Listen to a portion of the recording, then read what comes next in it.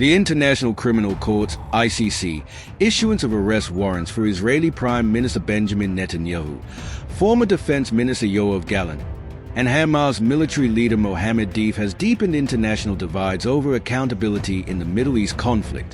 While Israel and the United States have rejected the ICC's jurisdiction for years, this latest development has ignited fresh controversy, with U.S. lawmakers fiercely opposing the court's actions. The warrants accuse the three leaders of war crimes and crimes against humanity, reflecting growing scrutiny over the civilian toll in Gaza and alleged violations of humanitarian law on all sides. Netanyahu, who has overseen intensified military operations in Gaza after the October 7 Hamas attacks, has dismissed the ICC's actions as politically biased.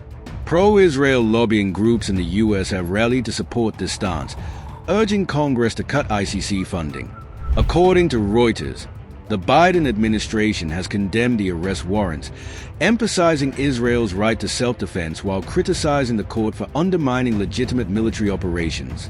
President Biden's alignment with Israel reflects broader concerns among Western allies about the implications of such international interventions.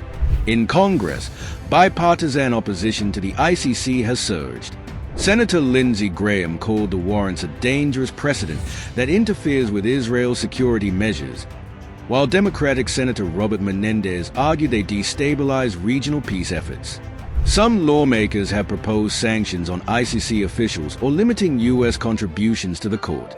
According to the Washington Post, these proposals highlight long-standing skepticism within the U.S. over international legal bodies intervening in sovereign matters, particularly when allied nations are involved. The ICC, however, has stood firm in its decision. Chief Prosecutor Karim Khan emphasized the court's mandate to uphold international law without bowing to political pressure. He pointed to extensive evidence of civilian casualties and attacks on non-combatants, urging cooperation from all parties to ensure accountability.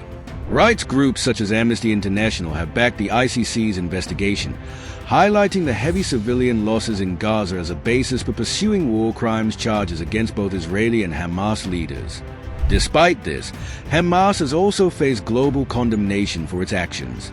The group's indiscriminate rocket attacks and reported use of human shields have drawn criticism from multiple quarters, including Human Rights Watch.